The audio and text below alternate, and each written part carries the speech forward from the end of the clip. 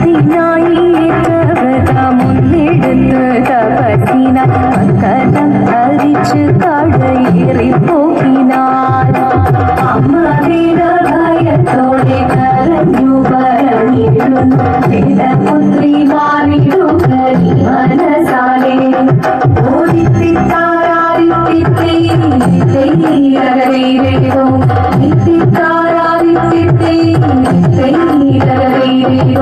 നീയോ നല്ല ചേലൊട്ടവൾ സുന്ദരി കുമാരിയല്ലേ പിന്നെ വേണോ ഭസ്മധാരിയാമൊരുവനെ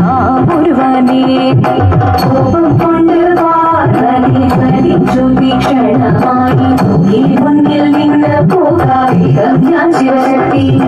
അത് കേൾക്കെ മഹാദേവൻ മന്ദഹാസം ചോദിക്കവേ മുനിവേഷം മാറി ശിവൻ പ്രത്യക്ഷനായി